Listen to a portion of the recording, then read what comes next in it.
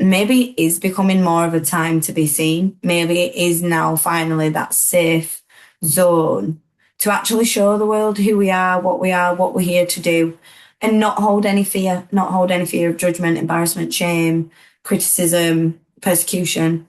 Like really sitting in that, what does that look like? How does that feel in my body? If I were to take that action, what would that be?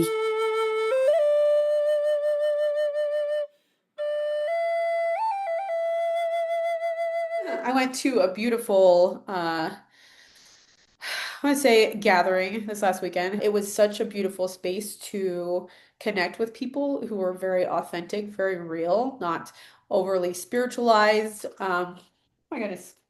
Um, to be able to be seen in that way was a whole different level that I've experienced with people before. Nice. Yeah, nice. Yeah. Sometimes we need that authenticity. Like we are, I guess, slightly different to. I'm not even separating it.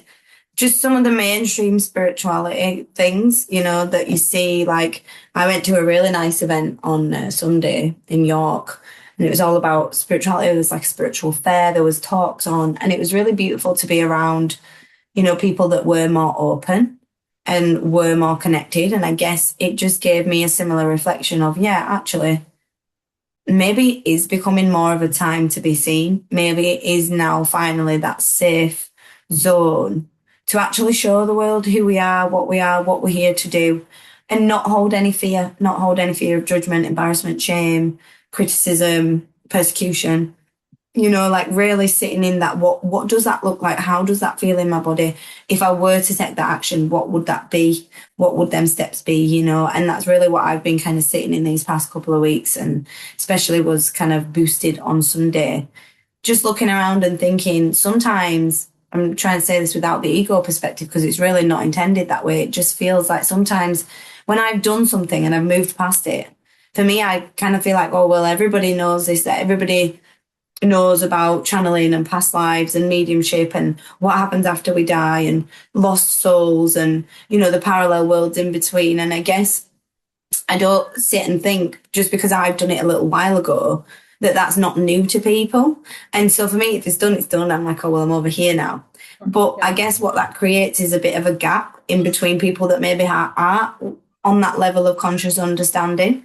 And so to bridge that gap, I guess one of the ways I'm being called to be seen right now is to create more offerings and more opportunities for people to learn the knowledge that maybe for me does feel a little bit like, oh, well, I did that a while ago. But actually, that's still very relevant for people and it's very needed for people. And I guess that little bit of reminder came in for me. So maybe this will resonate with any of you guys that either have done a lot of work and progressed very far and are feeling a little bit stuck. Like maybe look back to see what you've done and how you would have wanted to receive that in the way when you was figuring it out, because that really helped me like write my little ebook that I made about going into enlightenment, my affirmation cards, any of my courses, the retreats. It's like I always think, how would I have want this information delivered to me when I was going through this, because it felt like there wasn't much information available.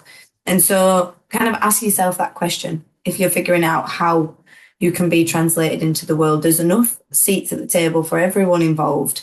There is no such thing as too many people doing the same thing. We're all doing it in a different way. Me and Z do very similar work. Me and Honey, all of us do very similar work, but in his own little streak of magic. And I met some beautiful people this weekend that had written books that would made fantastic candles, handmade candles, and people that were working as death jewelers, people that were working in the quantum realms, people that were working with crystals and tarot cards and all different levels of frequencies.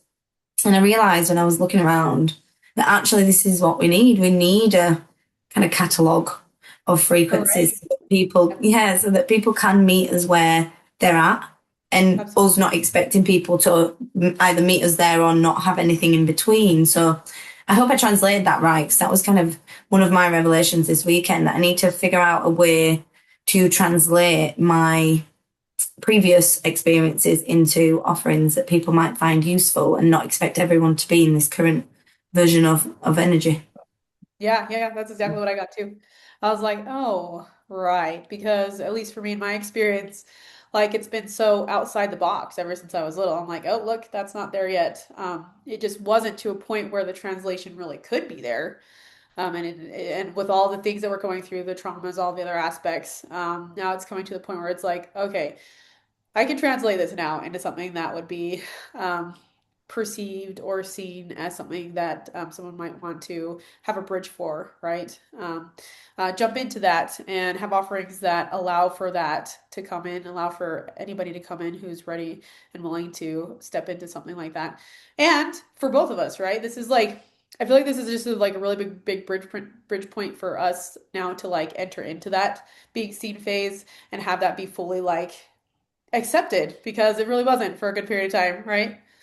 Right. And, there's the fear of judgment, the fear of what is other people going to think. And I think for me, a big part of it was like, well, I never fit in at school and I never fit in my local area and friend group. So, Right. I tried really hard or when I was a teenager to fit in, to blend in, to be like not seen for the difference. And so it's kind of like the total opposite of that.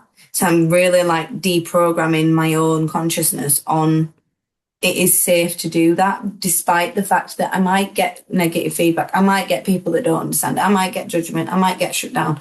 That is part of the human experience. And I guess it's just not allowing that to define whether or not I actually do it and whether or not I allow myself to be out there, that fear of that happening. And, in some places it's not delusion because I'm not delusional to think that there is going to be, it's all going to be smooth sailing and it's all going to be amazing. But I always go back to that vision I had anytime I've had a retreat come in, anytime I've had, a vision for something new that I need to go into, expand a workshop, whatever it is. It's like it comes to me with for a reason. And at the time it comes to me, it seems absolutely impossible and unachievable, unattainable, million miles away. And somehow on earth it happens every time. And it's the same thing. People around me will testify. It just works that way because it is truly the trust of knowing that, we are protected and it is safe right now. So if this new layer for you is stepping out of your comfort zone a little bit, maybe meeting new connections, putting yourself out there, making some emails, ringing some people up, seeing how you can translate your gifts into a human message. What does that look like? Is it poetry? Is it art? Is it music? Is it creations? Is it workshops? Is it spiritual work? What is it? Is it anything? Cooking, community events, working with children? There's so many things you could create from your own soul. It just needs to be something that lights you up inside. That's what I think is truly important. Absolutely. Excitement. Mm. Being able to live Mm. excitement there. I think that that period is the most exciting to me because now I can feel the excitement and it's stabilizing more and more and I can easily take more action steps towards like what I want, whether that's the offerings or getting myself out there in a certain way or it just feels a lot I'm just excited about it. I don't have like the same parameters around it like I did before. Though of course they come up. Yes, I've had judgment. Yes, I've had things said about me. Like that's the natural part of the human process, especially when you're getting yourself out there.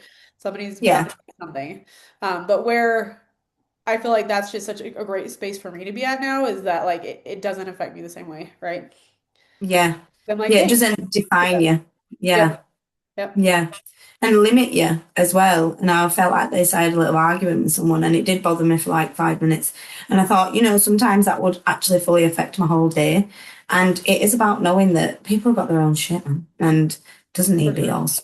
Like you're allowed to go, hang on a minute, I don't really need that energy and I don't choose to allow it, don't choose to embody it. I choose to let it go, whatever it's reflecting at that time. Maybe you don't need to unpick it in that moment. Maybe you can come back to it later on, sit with it when it comes up and actually work through what it might have meant if you need to. But sometimes it's also just about a boundary, an energetic boundary, like, hang on, this is not where we're going. We're not allowing this. And this is really important when it is about being seen Yep. because you're going to have pushback. You're going to have judgment. You're going to have people that know you and have a certain expectation of you and have a certain image of you in their mind. And if that breaks that mold, you're going to have reflections on that of what you're doing. Or who does she think she is? Or da, da, da, da, da, da, da. I Totally. see many, many posts that say the people that know me are like dead silent when it comes to you posting all your like own business or stuff like that. And then the Yep. people that don't know you all over the online world are just like cheering you on. And I thought it's actually a really good message because People who know you personally, I'm not saying that's your inner circle, I hope it's not. You know, the people that might have known you from school, work, in your own local life, not everyone's going to want to see you in. And that's not because they're not nice people. It's maybe a reflection of their own insecurities, failures, fears, and it's projected onto you because it's, you know, she'll never succeed, or again, that who does she think she is kind of vibe, because they would not dare to step into that energy. They would not dare. Afraid, they're too afraid of it. There's not enough courage and fire in the soul to just take it anyways and just take the risk of the what if. There's always going to be the what if. But I guess the biggest take home point, because I am talking to myself here, by the way. I'm not Yep. preaching to the choir. I'm also talking to myself because I'm figuring this one out. And, you know, I'm taking little baby steps all the time along the way, taking risk. But I feel like now, I don't know, it just come to a point of, yeah, the awakening is truly coming, really, truly. And I do feel I've been a part of it in my own way, huge, but I don't want to look back in 30 years' time and think, why were I so scared to be seen? Totally. Why did I not write that book? Why did I not host them events? Why did I not dance in the rain that day, even if people were looking? You know, really it kind of sticks with me that the fear of having regret, I think, is the thing for me. I'm like, so it makes me do shit I'm scared of more because I just don't want to have regrets. I'd rather take the risk and face the scary stuff that's going to come from it than think I never tried at all. You know, So like that's a huge thing for me. So I kind of try and hold on to that energy, even when it's really scary. Try and think, well, it's better that you didn't not do it. You know, at least you tried, at least you give it a go, even if it's really scary. And some things I don't do again, you know, and that goes for the true. same in the spiritual world. So many things you can try and explore. And I feel like I've looked at quite a lot of them. And I definitely feel like I honed in and specialized in some. But this some I just kind of opened the door on, looked at it and thought, yeah, I get that, but that's not for me. And that's also okay too. You don't have to like go into every single tiny detail. There's a reason that other people are specialists over there. You go find what lights you up inside. That'll be your specialist area. For me, I guess I figured mine is helping people transform and step into their power. It's just, it lights me up. It just makes me feel so alive watching people remember who they are. I just love it. Absolutely. Yep, that's my Love it. favorite thing too. That's why Mhm. I don't even call myself a coach, more like a transformational guide, right? I Yep. want to see someone's highest power coming back into space and know that I, they did it themselves, right? Empowerment is huge for me. I'm like, even if I'm like sitting with somebody and I'm not doing anything, and they're like, "Oh my gosh, I just realized that I need to take this back," Mhm. right? It's like the meat right there.